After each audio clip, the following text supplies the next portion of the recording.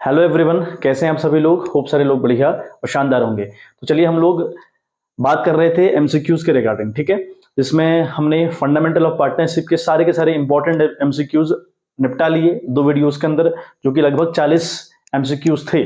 ठीक है, साथ साथ आपको पीडीएफ भी सेंड कर दी गई टेलीग्राम के चैनल पर। आप टेलीग्राम का चैनल जरूर से ज्वाइन कर लें, वो चैनल इंपॉर्टेंट है अपने आप में, क्योंकि नोट्स सारे के सारे वहां पे आएंगे आपके पास, और जितने भी पीडीएफ हमसे हम लोग सेंड करेंगे एमसीक्यूज के रिगार्डिंग हो, या फिर वो एसर्शन रीजन के रिगार्डिंग हो, इंपॉर्टेंट क्वेश्चंस के रिगार्डिंग हो, तो सारी पीडीएफ वहीं मैं सेंड करता हूं, तो इसलिए आप उसे जरूर ज्वाइन कर लें।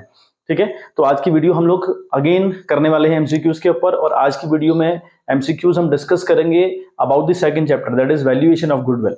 ठीक है, अब गुडविल वाला जो चैप्टर है बच्चे, उसमें से बहुत ज्यादा एमसीक्यूज आने की पॉसिबिलिटी नहीं होती, इसलिए सिर्फ और सिर्फ 15 एमसीक्यूज रखे गए हैं। ठीक है, और वो 15 एमसीक्यूज जो रखे हैं आज की पीडीएफ में या आज की वीडियो में जो रहेंगे, वो बहुत इंपॉर्टेंट है, कभी ना कभी आए हुए हैं। ठीक है, और आने की पूरी पूरी पॉसिबिलिटी होती है, बट यहां से बहुत ज्यादा एमसीक्यूज करने की बिल्कुल आवश्यकता नहीं है, क्योंकि यहां से बहुत ज्यादा आता नहीं है।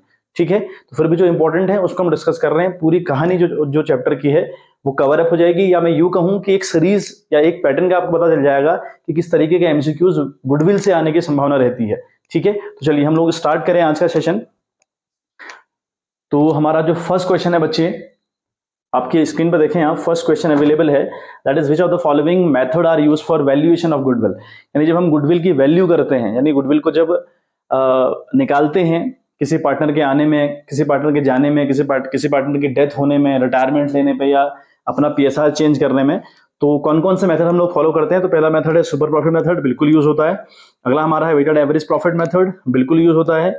और लिखें देखें एवरेज प्रॉफिट मेथड, तो super profit method, weighted average profit method and average profit method, ये तीनों मेथड हम लोग यूज करते हैं। तो इसका आंसर बच्चे ऑल ऑफ दी अबव हुआ। ठीक है, बहुत इजी एमसीक्यूज है, हालांकि बहुत इजी बात है, आपको पढ़ते ही समझ में आ गई होगी। सेकंड क्वेश्चन हम देखें, कहता है कि विच of the following factor is not affecting the goodwill of a company.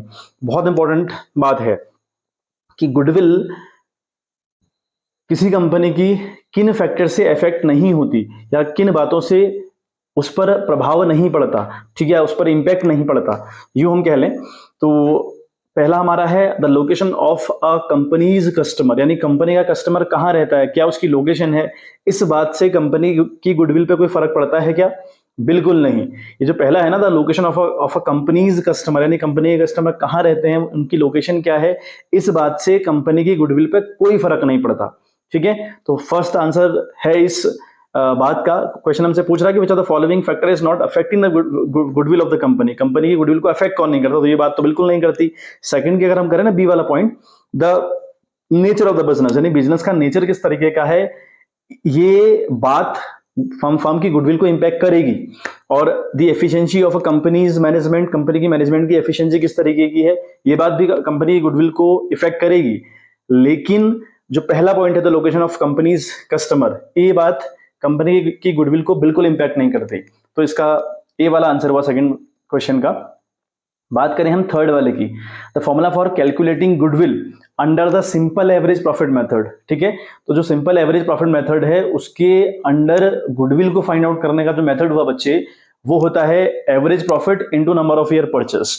ठीक है, हम निकाल रहे हैं goodwill simple average profit method के अंडर, तो वहां पर जो फॉर्मूला बनता है बच्चे, वो बनता है average profit into number of year purchase. अब जरा देखो, average profit into number of year purchase कहां पे लिखा हुआ है, तो सी वाला जो पॉइंट है, average profit into number of year purchase, that is the correct answer. ठीक है, तो सी वाला इसका सही आंसर हुआ।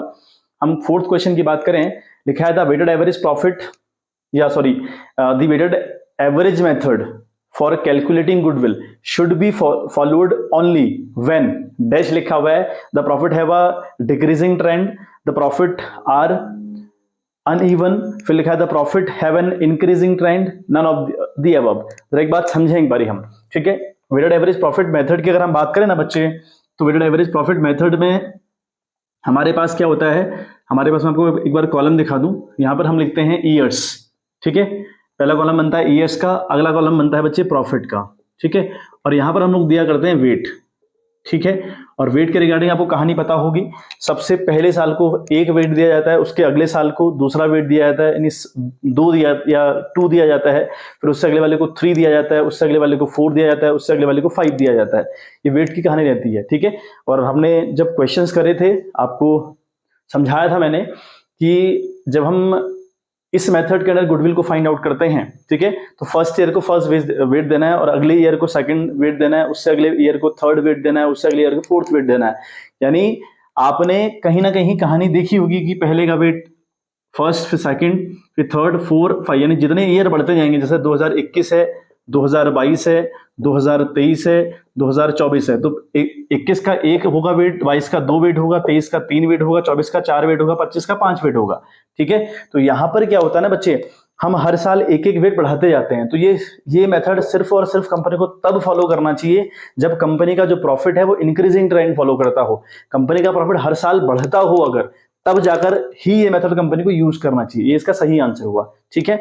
एक बार आप देखें, अगर ये बात लिखी है तो बिल्कुल लिखिए बच्चे, थर्ड वाला पॉइंट यानी सी वाला लिखा है मामला, the profit have an increasing trend. तो इंक्रीजिंग ट्रेंड अगर प्रॉफिट का है तब ये जाकर मेथड हमको यूज करना चाहिए। फिफ्थ क्वेश्चन की बात करें, the amount that is treated as goodwill by the firm is paid for obtaining.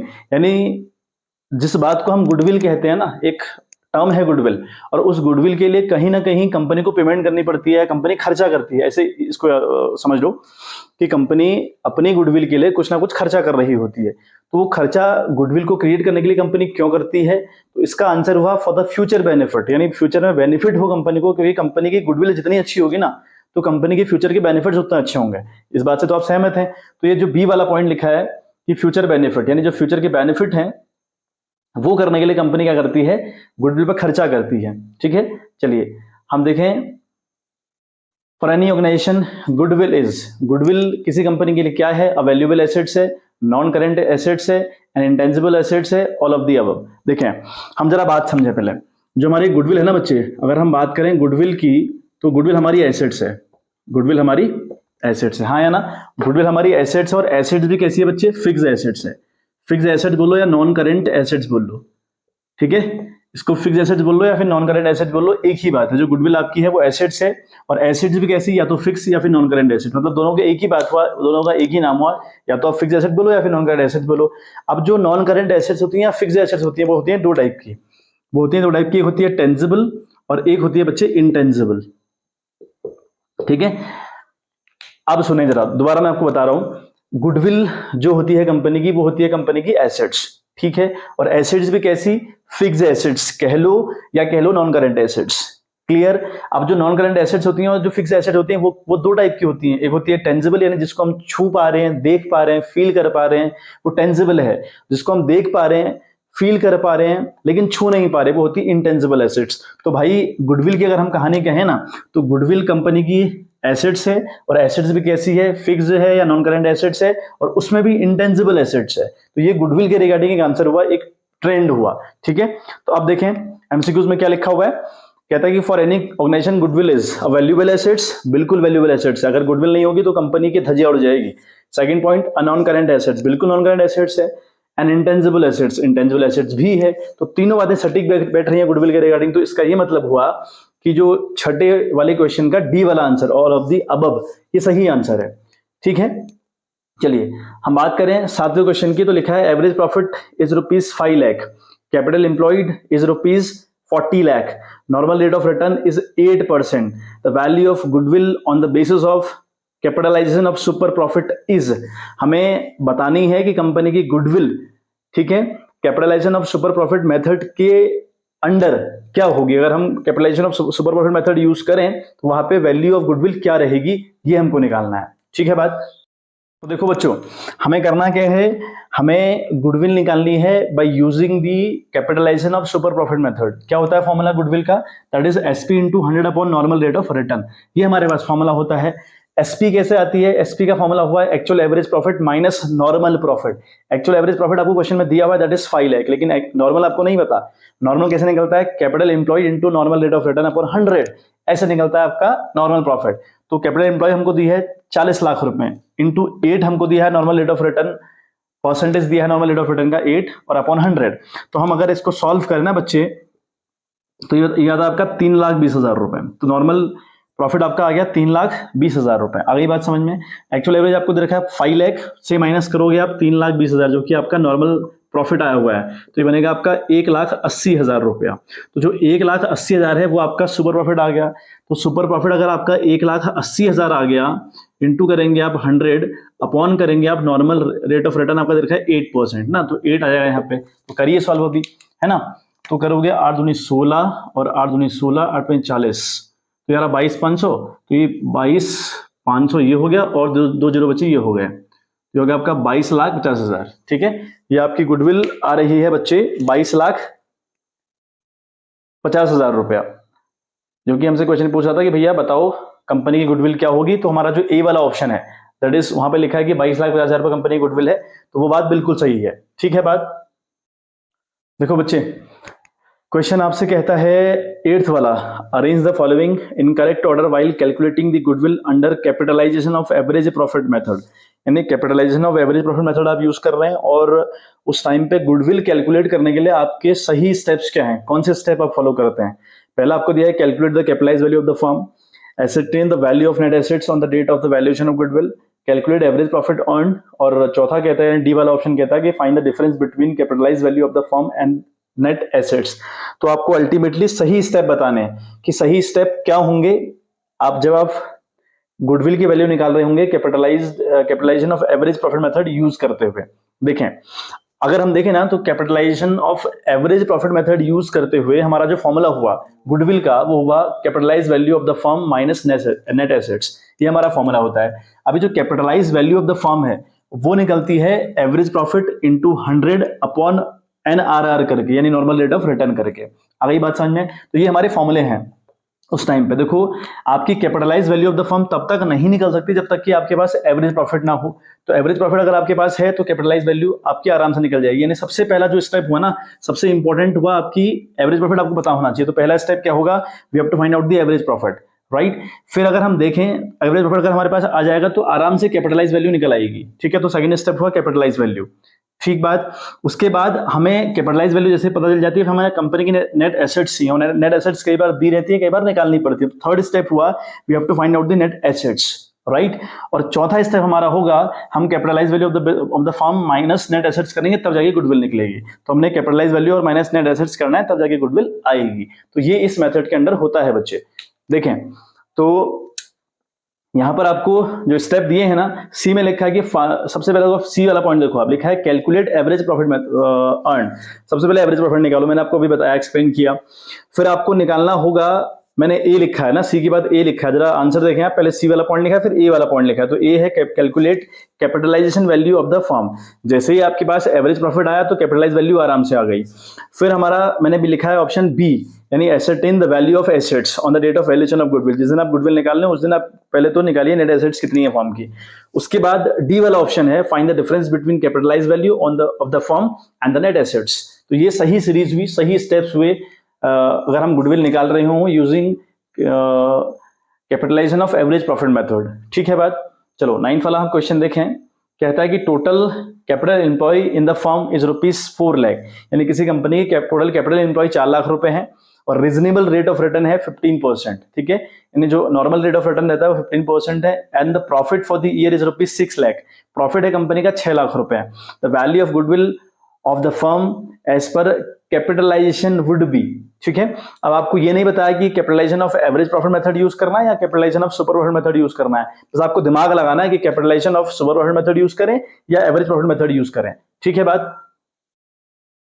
तो देखो बच्चों, अब हमको इस क्वेश्चन में ये तो नहीं दिया कि भाई हम मेथड कैपिटलाइजेशन में कौन सा यूज करें, यानी capitalisation of average profit method use करें या capitalisation of super profit method use करें।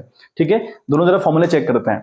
तो अगर हम देखें ना capitalisation of average profit method अगर हम देखें तो वहां पर गुडविल की वैल्यू निकलती है capitalise value of the firm, जो कि निकलती है average profit into 100 upon normal rate of return करके, ये वाली बात, और माइनस चाहिए नेट एसेट्स। तो इस क्वेश्चन में आपको नेट एसेट दी है, इस एमसीक्यू में जो बात हमको लिखी है आपको नेट एसेट्स मालूम है नहीं। तो अगर नेट एसेट्स मालूम नहीं है तो भाई आपका capitalisation of average profit method तो नहीं लग सकता, ठीक है। इसमें लगेगा capitalisation of super profit method. उसके अंदर जो फॉर्मूला है ना गुडविल का, वो है आपका SP into 100 upon normal rate of return, ये फॉर्मूला है। और एसपी का फॉर्मूला है एक्चुअल एवरेज प्रॉफिट या फिर average profit minus normal profit, right. और ईपी तो आपको पता है कैसे निकलती है, टोटल ऑफ प्रॉफिट करके और नंबर ऑफ ईयर्स हम उसको डिवाइड करते हैं, और अक्सर क्वेश्चन में ये दिया रहता है। फिर हम बात करें नॉर्मल प्रॉफिट किस तरीके से निकलता है, तो capital employ into normal rate of return upon 100। तो अब इन्फॉर्मेशन देखो आपको क्या दी है, कैपिटल एम्प्लॉय आपको पता है 4 लाख रुपए है, नॉर्मल रेट ऑफ रिटर्न आपको 15% दिया हुआ है, प्रॉफिट आपको 6 लाख रुपए दे रखा है, यानी जो प्रॉफिट है 6 लाख, इसको आप एवरेज प्रॉफिट कहोगे, वो आपको दिया हुआ है। तो देखो एसपी बड़ी आसानी से निकल रही है, यहाँ पे 6 लाख रुपए दिया आपको, एवरेज प्रॉफिट 6 लाख रुपए दिया हुआ है, नॉर्मल आपको आराम से निकल जाएगा भाई। कैपिटल एम्प्लॉय आपको दे रखी है 4 लाख रुपए की, है ना, कैपिटल एम्प्लॉय आपको दे रखी है 4 लाख, और नॉर्मल रेट ऑफ रिटर्न आपके पास 15 अपॉन करेंगे आप 100, अगर इसे कट आउट करेंगे तो आएगा आपका 60,000 रुपए, आएगा 60,000 रुपए। तो 60,000 रुपए आपका निकल गया नॉर्मल प्रॉफिट। तो माइनस करेंगे अगर आप 60,000 6 लाख से, तो बनेगा बच्चे 5,40,000, ये बनेगा 5,40,000, यानी आपका जो सुपर प्रॉफिट है वो आ गया 5,40,000। तो ठीक है भाई, अब तो आराम से आ गई। 5,40,000 रखा सुपर प्रॉफिट, इनटू किया 100 और अपॉन किया नॉर्मल रेट ऑफ रिटर्न, आपका है 15%, ठीक है। तो अगर आप ये करें ना इसको सॉल्व, तो सॉल्व करने के बाद बच्चे ये आ रही है आपकी 36 लाख रुपए, ठीक है, ये आ रहा है आपका 36 लाख। तो भाई जो आपकी फर्म की गुडविल हो गई, वो हो गई आपकी 36 लाख रुपए, ठीक है। गुडविल वाले जो फॉर्मूले है ना बच्चे, आपको सारे बाय हार्ट याद होने चाहिए, बहुत इंपॉर्टेंट है। इस चैप्टर से अगर एमसीक्यूज आएंगे ना, तो आपको सारी बेसिक बातें हैं जो गुडविल के रिगार्डिंग, छोटी छोटी बातें होती है जो मैं आपको बताते जाता हूँ ना, बहुत छोटी छोटी बातें, आपने शायद गौर नहीं किया होगा, अदरवाइज आप करते हुए आ रहे हो। बहुत छोटी छोटी बातें और बहुत इंपॉर्टेंट है कि आपको सारे फॉर्मूले बाय हार्ट याद हों। अगर फॉर्मूले याद नहीं होंगे, किस मेथड में किस तरीके से गुडविल निकलती है आपको यह नहीं पता होगा, तो भाई आप कंफर्म तौर पर ना तो क्वेश्चन कर पाएंगे ना एमसीक्यूज हल कर पाएंगे, ठीक है। तो अगर आपको बहुत ज्यादा कंफ्यूजन हो रहा है ना करने में, आपको समझ नहीं आ रहा कि चीजें हो कैसे रही हैं, तो एक बार सारे के सारे फॉर्मूले एक बार आप दोबारा चेकआउट करो, उनको याद करो, फिर ये वीडियो देखो, तब इंपॉर्टेंट रहेगा आपके लिए, या तब वैल्यूएबल रहेगा आपके लिए, ठीक है। तो आंसर नंबर सॉरी, यहाँ पे जो क्वेश्चन नंबर हमारा है, ठीक है, तो क्वेश्चन हमारा है आपका कौन सा नंबर, 9th वाला। तो इसका जो सी वाला ऑप्शन है 36 लाख, ये इसका सही ऑप्शन हुआ, सही आंसर हुआ, ठीक है। बात बच्चे, अगली बात आप देखें, 10th वाला क्वेश्चन कहता है कि what is the formula for calculating the goodwill under the capitalisation of super profit method, यानी सुपर प्रॉफिट मेथड यूज करना है अंडर द कैपिटलाइजेशन, ठीक है। तो कौन सा फॉर्मूला हम लोग यूज करते हैं बच्चे, पहला कहता है कि average profit are divided by the rate of return. भाई अगर सुपर प्रॉफिट की बात कर रहा है तो एवरेज प्रॉफिट तो कहीं से कहीं तक नहीं आएगा, तो बी में भी एवरेज प्रॉफिट लिखा हुआ है, कैंसिल आउट।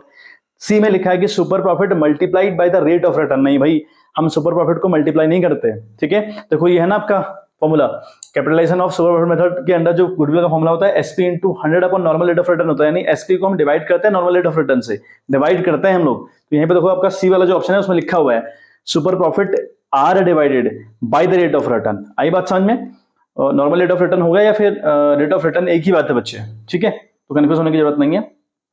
आगे 11th वाला क्वेश्चन कहता है the reward an organization receive by selling its assets at a high rate of price beyond its fair value is reserve, surplus, goodwill या super profit। तो इसका आंसर गुडविल है। मैं आपको समझाता हूं कैसे।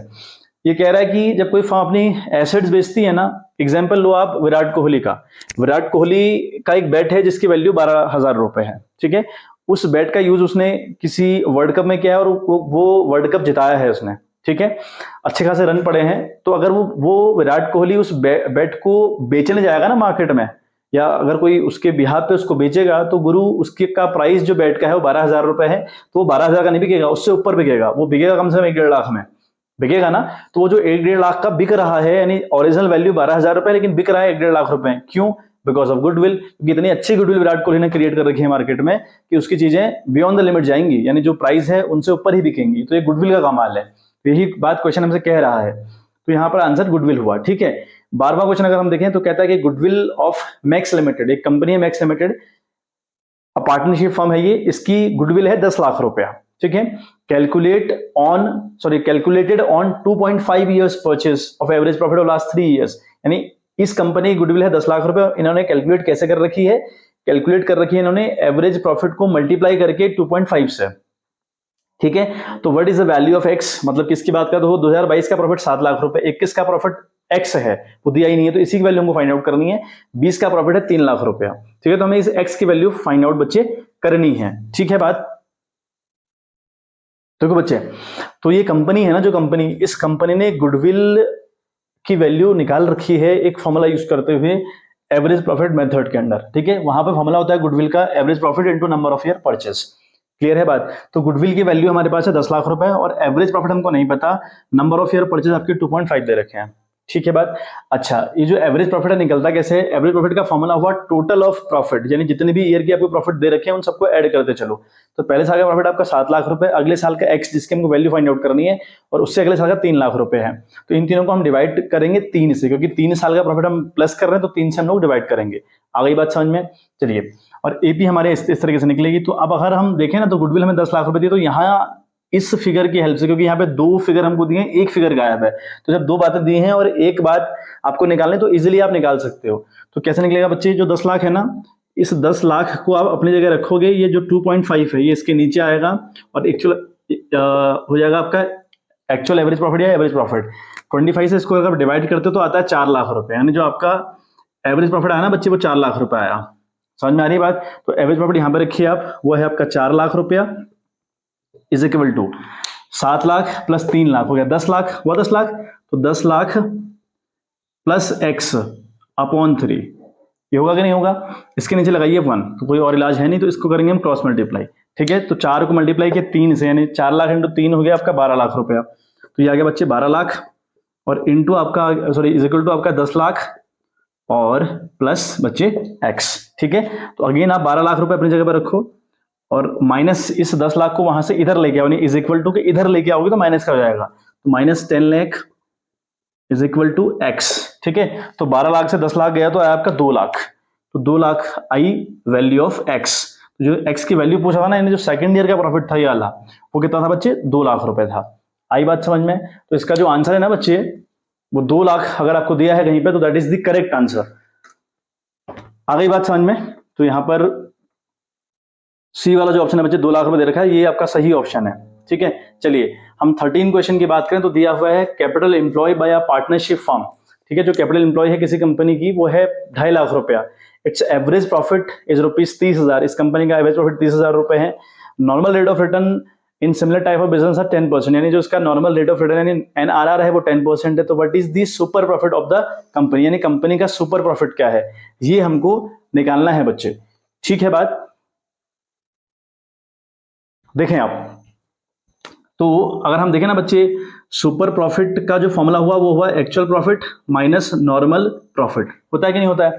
अब यहाँ पे एक्चुअल प्रॉफिट तो आपको दिया हुआ है, नॉर्मल आपको निकालना पड़ेगा। नॉर्मल के लिए हमारे यहाँ फॉर्मूला होता है, अगर हम नॉर्मल प्रॉफिट निकालना चाहें तो हमारे पास होता है कैपिटल एम्प्लॉय। तो कैपिटल एम्प्लॉय इस कंपनी की 2.5 लाख रुपए है 2.5 लाख रुपए into normal rate of return. तो जो नॉर्मल रेट ऑफ रिटर्न इस कंपनी का है ना बच्चे, नॉर्मल रेट ऑफ रिटर्न इस कंपनी का है 10%, ठीक है, वो आपका है 10%, और अपॉन करोगे आप 100, ठीक है।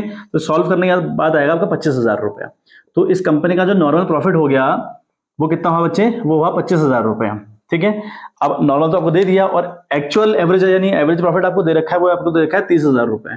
तो एवरेज प्रॉफिट आपका 30,000 हो गया, नॉर्मल प्रॉफिट आपका हो गया 25,000 रुपये। दोनों का अगर आप माइनस करोगे तो बनेगा आपका 5,000 रुपये, यानी जो आपका सुपर प्रॉफिट है वो आपका है बच्चे 5,000 रुपया, ठीक है बात। चलिए, तो यहाँ पर बी वाला ऑप्शन देखें 5,000 लिखा है, तो ये बिल्कुल सही ऑप्शन है।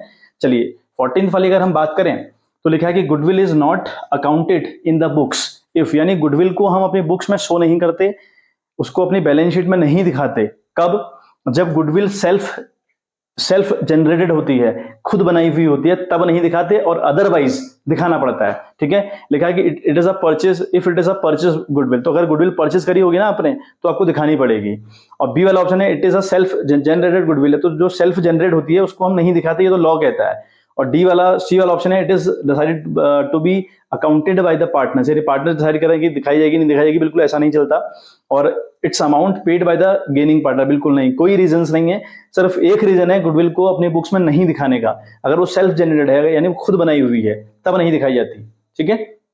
चलिए 15th की हम बात करें तो number of years purchase means, जो हम नंबर ऑफ ईयर परचेज लिखते हैं ना हर बार गुडविल को निकालते वक्त, तो उसकी मीनिंग क्या होती है? जो इसका ए वाला ऑप्शन है the number of years during which the purchase of goodwill except that the profit due to goodwill are likely to be arise in future. क्या मतलब हुआ? नंबर ऑफ ईयर परचेज का मतलब होता है अगर आपने ना किसी कंपनी की नंबर ऑफ ईयर परचेज 4 देखी, तो ये मानकर चलिए कि जो उसका रिसेंट ईयर है, मतलब आपने नंबर ऑफ ईयर कंपनी का माना 4, मान लिया कंपनी 2 सालों से काम कर रही है, 22, 23 और 24, 3 साल से कंपनी काम कर रही है। यहाँ कंपनी का प्रॉफिट है 1,00,000 रुपया, और यहाँ पर आपने कंपनी परचेज करी और कंपनी का जो नंबर ऑफ ईयर परचेज था वो 4 था। इसका ये मतलब हुआ कि जो 2024 का प्रॉफिट है ना 1,00,000 रुपए, अगले 4 साल तक 1,00,000 रुपए आने की पूरी पूरी पॉसिबिलिटी है। इतना इस कंपनी पर काम हो चुका होता है, इतना इसकी गुडविल पर काम हो चुका होता है कि जो अगले 4 साल नेक्स्ट वाले हैं उन पर ये कंपनी 1,00,000 का बेनिफिट आपको कंफर्म तौर पे देगी। ठीक है, ये होता है नंबर ऑफ ईयर परचेज का मतलब। तो ये वाला पॉइंट देखें, लिखा है कि the number of years during which the purchaser of goodwill, यानी गुडविल को जो परचेज कर रहा है, एक्सपेक्ट कर रहा है that the profit due to goodwill are likely to be arise in the future. तो गुडविल के बेस पर हमारा जो फ्यूचर का प्रॉफिट होगा वो लगभग कुछ सालों तक रहेगा और सेम स्केल में रहेगा। तो ये इसका आंसर हुआ बच्चे। ठीक है, तो आ गई बात समझ में। तो आज के लिए बच्चे 15th क्वेश्चन रखे हुए थे और 15th क्वेश्चन में लगभग सारी कोशिश मैंने कर ली और आपको पैटर्न एटलीस्ट बता दिया, आपको फॉर्मूले सारे याद हो, बहुत इंपॉर्टेंट है। सारे क्वेश्चन तो मैं नहीं ले पाऊंगा, है ना, सारे एक एमसीक्यूज बनाना पॉसिबल नहीं था। तो अब मैंने आपको बताया कुछ क्वेश्चंस में गुडविल निकालने को कहता है क्वेश्चन, सुपर प्रॉफिट निकालने को कहता है, नॉर्मल प्रॉफिट निकालने को कहता है, एवरेज प्रॉफिट निकालने को कहता है। तो पैटर्न आपने समझना है, तो उस पैटर्न के हिसाब से आप तैयारी कर लें। ठीक है, और ये एमसीक्यू जितने आपको भेज रहा हूँ प्रिंट आउट जरूर ले लें, इनका प्रिंट आउट रखें अपने पास, बहुत इंपॉर्टेंट है रहेगा आपको। ये हाफ ईयरली के साथ साथ जो एनुअल एग्जाम आपके होंगे, जो फाइनल बोर्ड एग्जाम होंगे, वहां भी आपको कंफर्म तौर पे हेल्प करेंगे। और गारंटी देता हूं मैं इस बात की कि जितने एमसीक्यूज मैं करवाऊंगा आपके पेपर में, जो फाइनल पेपर होगा उसमें 20 के 20 एमसीक्यूज हमारी वीडियो से होंगे, वादा रहा आपसे। तो आप इनको प्रैक्टिस करें, सीखें और अपने पास रखें, इनको प्रिंट आउट ले लें बच्चे। ठीक है, तो चलिए मिलते हैं आपसे इन द नेक्स्ट वीडियो। तब तक के लिए bye bye, have a good day.